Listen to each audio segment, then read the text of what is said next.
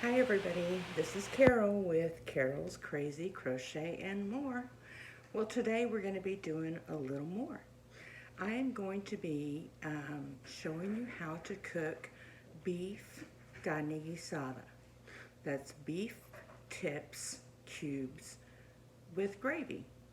And I'm also going to be making mashed potatoes and refried beans, and we'll have that with tortillas as well. So I'm going to hopefully have my son help me do some editing, and I'm not going to show you all the chopping and stuff like that. I'm just taking it for granted that you guys know how to cube your meat. I'm going to show you a few pieces, but then we're going to just get right into it. Okay, I'll be back. Okay guys, so I'm back, and what I wanted to do was go ahead and show y'all the cut of pork I'm using. These are pork center cut loin chops, boneless, extra thick, and they were $2.49 a pound. Ouch. And it is a club pack because I do have a big family to feed. But I wanted to tell you that you can use any pork cut that you want that fits in your budget. And what I'm doing here is I'm just trimming this fat off of this pork loin because we don't want that in our pork asada, because nobody wants to bite into that, I assure you. I did measure out my ingredients, and so then what I do from here, this is a pretty thick cut of meat, and so what I do from here is I cut it lengthwise,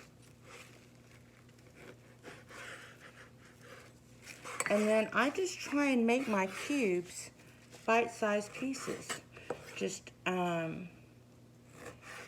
because they're going to break down a bit, they're going to shrink, but you don't want big giant pieces of meat. And see, you see this? I'm cutting that right off. I know it seems a bit wasteful, but believe me, nobody wants to bite into that. And I'm just putting my scraps over here on my meat tray. See, this one's a little thick on the end, so I'm just going to cut down the center of it like this. I hope I've got this camera on a good angle. And then I'm going to cube them that way. And then just keep on going up this piece of meat like this. And I'm just putting my meat straight in to my pan. Can you see my pan over there? I don't have it on. I didn't preheat it. Nothing. We're going to cook this we're just going to turn it on and get going. So I just wanted to show you this and let you know also that you don't have to even make this with pork. You can make this with chicken. You can make it with turkey. You can make it with beef. When I make it with beef, I use a roast, and that works out really well. And I do the same thing like I'm doing with this pork, is I'm just cutting off all this extra little fat. And I wear gloves anytime I work with raw meat. I'm just kind of, I just can't stand the thought of it. Anyway, so here we go. And here's my next one that I'm going to get started on. And I will be back. Okay, so there's something else I wanted to show you as I'm working on this. I wanted to point out that under my cutting board, I have a wet towel. I've got these granite tile or granite countertops, and so my cutting boards just slip and slide all over the place. And really, it's on any countertop, I'm sure. But my son, who works in a restaurant, showed me this little trick with the wet towel. But I wanted to show you something that I do when I've got a piece of meat that is really thick, and I'm not going to split it down the middle, which I could, but to make it a little quicker, I hope you can see this. I cut it on the diagonal, and then I just keep moving it, and I cut them in this manner. so that they're not as big, you see that, as what it would be normally. And you don't have to have that extra step of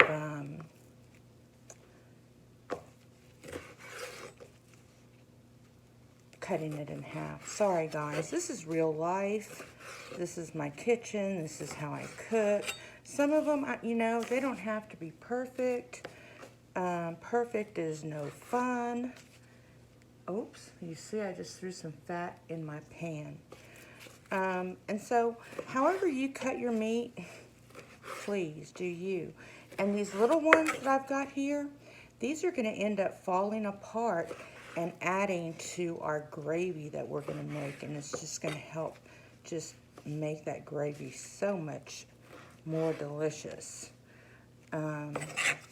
So, yeah. While I'm here, never mind. Okay, so I'm back. These are the spices that we're going to be using. We're going to be using 2 teaspoons of cumin, 1 1/4 teaspoon of ground garlic powder, 1 teaspoon of onion powder, because it turns out that I don't have an onion. And so I figured that if I don't have an onion, I'm not going to waste my time cutting up fresh garlic either. So there you go. And then I have a 1/2 teaspoon of salt and a 1/4 teaspoon of pepper in here. And I use a pink Himalayan salt, but use whatever you want. And then I use meat tenderizer. I don't want to hear a bunch of flack in the comments. I know people hate it. Some people love it. I'm one of the people that loves it because I just do. And I used 1 teaspoon. I'm going to use 1 teaspoon of that. And so let me tell you guys, I'm going to go ahead and turn on my cooktop to start my meat and move my camera a little bit. Let me stop it for a minute. Okay, so I'm back. I've got my cooktop on 7 because I really want to get it going kind of fast. We are just going to kind of sear this meat, just brown it a little bit, and not even really turn it brown. We're just going to have it change color and cook with these spices that I talked about. Let me get my half face out of the film. And these spices, I haven't ever made this dish where I measured everything out. Let me go ahead and get in frame. And so we're gonna test taste along the way. This is for me and my family. I'm not cooking for anybody else. So I'm just gonna keep a spoon next to my pan and taste away. And I very strongly suggest that you do the same thing. Everybody has different taste. If you want more comino for that really strong taste, add more, or any of it. Watch your salt, because we're going to be adding a tablespoon of tomato paste as well, and that's going to have a little salt in it. And the meat tenderizer also has a lot of salt in it. So I don't know if you can hear, my pan is starting to go. And I'm going to go ahead and just start sprinkling these seasonings right on top of this meat. What I did is I tried to shake it out in the little container. And here goes the salt and pepper mixture. And for this dish, I'm using white pepper because to me, white pepper seems a little bit hotter than regular pepper. I don't know. I gotta ask McCormick or somebody like that. And then I've got the garlic salt or garlic powder right here. And why I'm doing this is because we want these seasonings to coat our meat and cook. And this is the meat tenderizer. Remember, we're just using a little bit, so, but it really does speed up your cook time. I have problems with my teeth. It's hard for me to chew things. Sorry about the scraping of the pan. I'll try and keep it to a minimum. And so I like things to be super tender. And I don't know about you. I love you too, Grayson. I don't know about you, but I just don't want to sit there and chew and chew and chew on a piece of meat.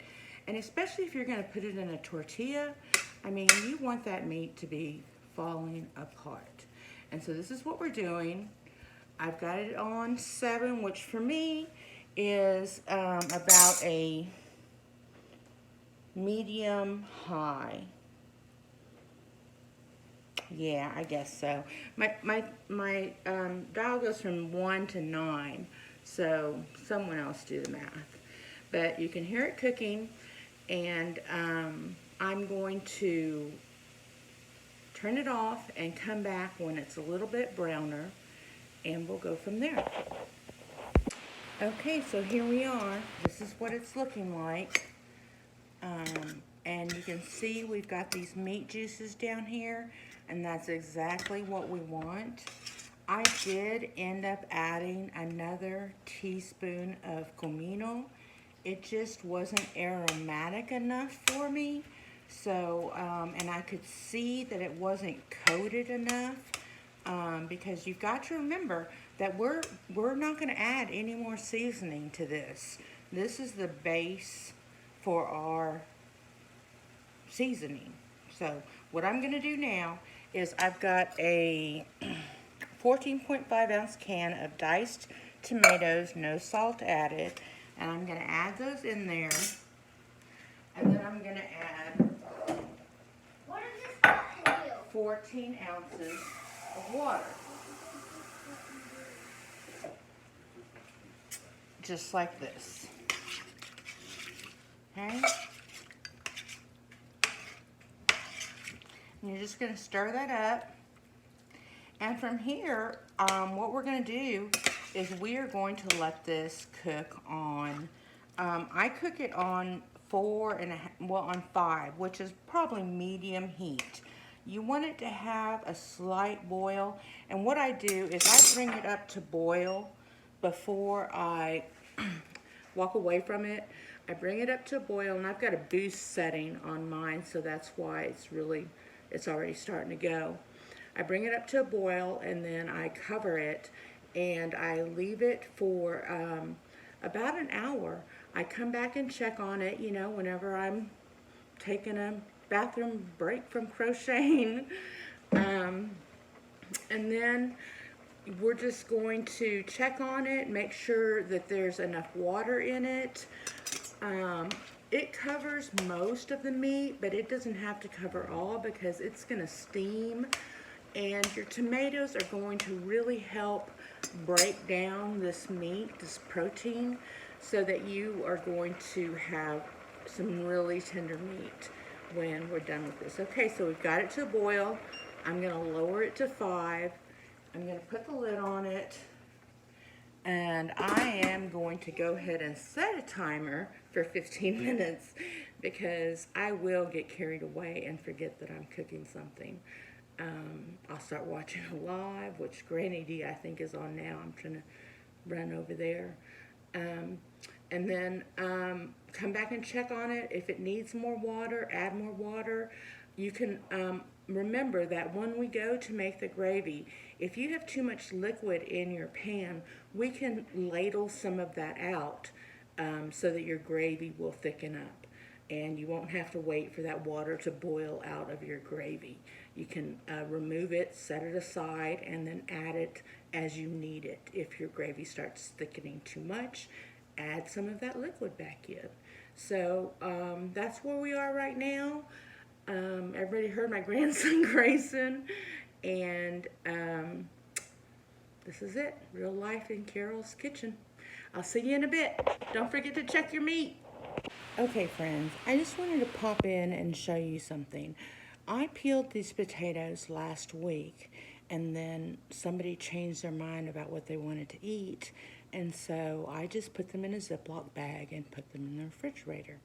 I knew that they were going to turn brown, but I also knew that I would be able to peel off that brown just like I were peeling my potato with the skin on.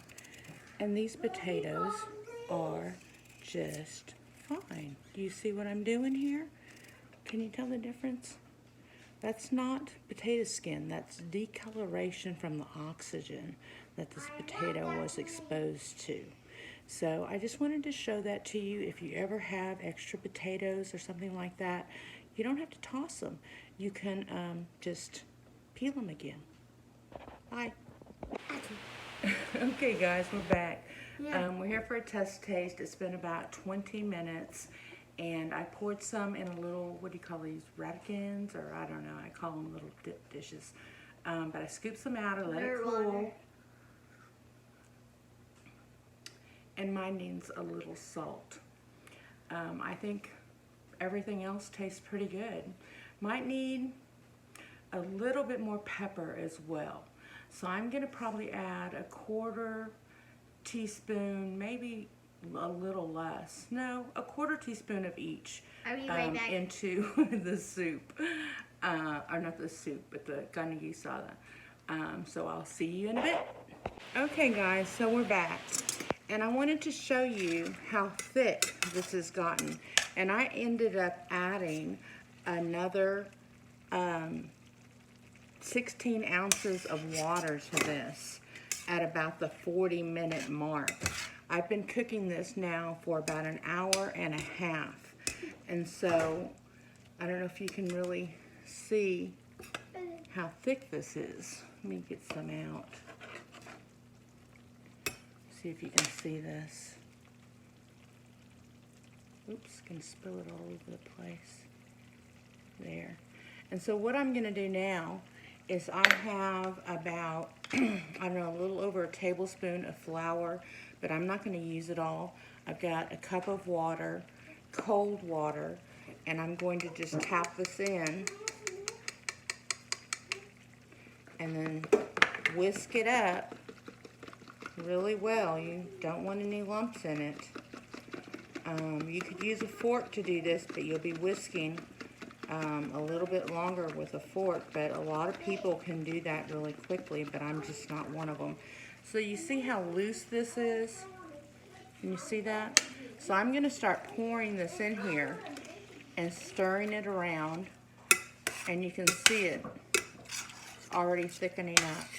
And what I have is I have another 2 cups of water, on standby over here, because this is very thick. Because what we need is we need for our flour that's in this slurry to cook. We're going to simmer this now for about 20 minutes. And I wanted to show you how this meat, when I cut it with my spoon, just falls, just as pretty tender, pretty tender.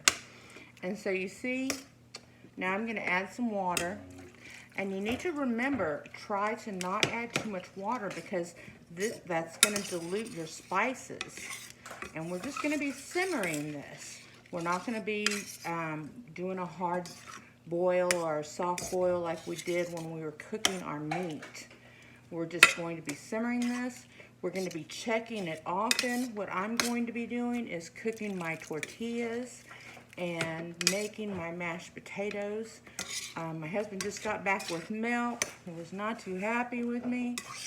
But yeah, so this is about the consistency that you want it. Let me show you.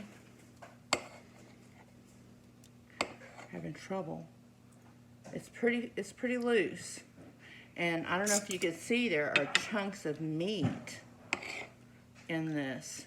And our tomatoes have almost all but dissolved. They're just barely hanging on.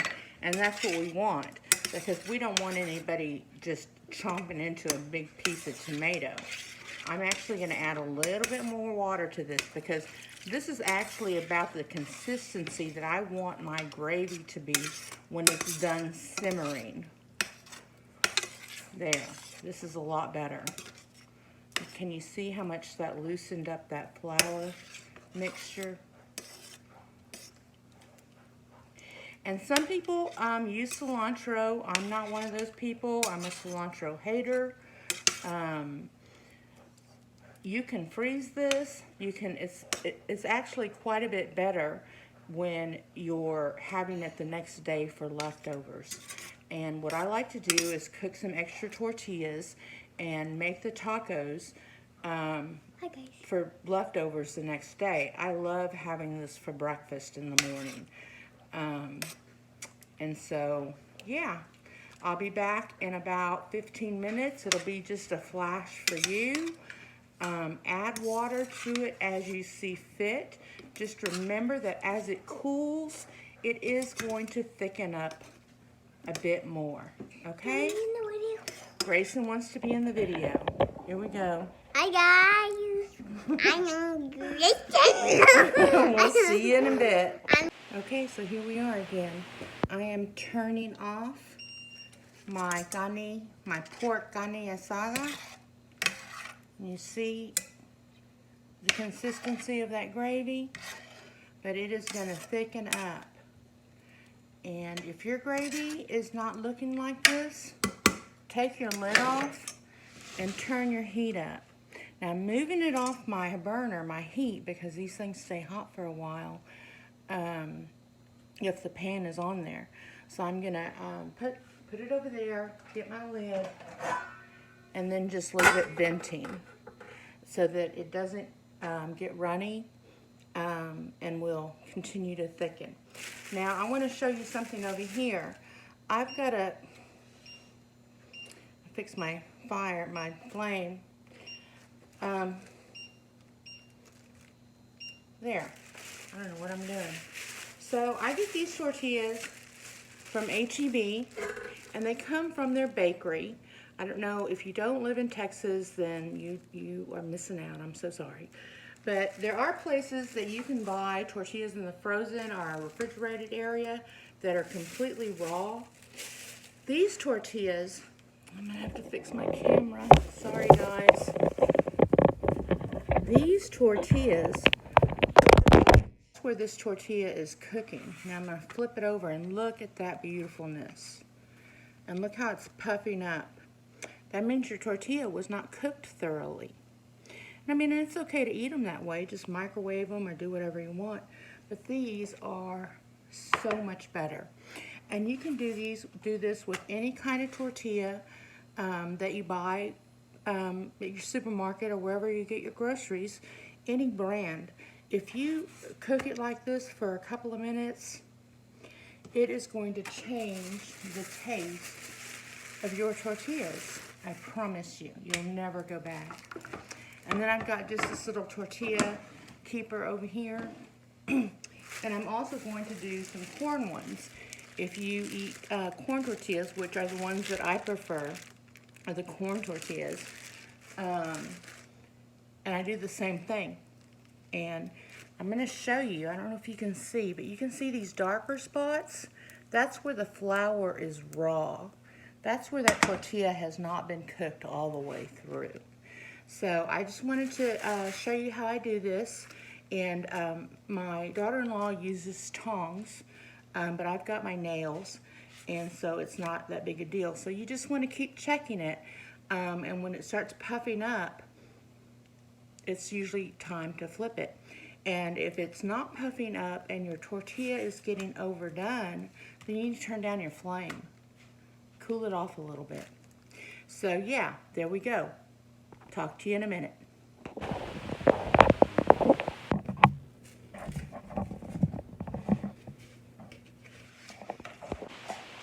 Okay guys, so this is what it turned out to be. You can hear my dog crunching some ice. So you can see how thick it turned out. This has been cooling for about 15 minutes. And I decided not to do the refried beans because this is plenty. And I hope everybody enjoyed it. Bon appetit.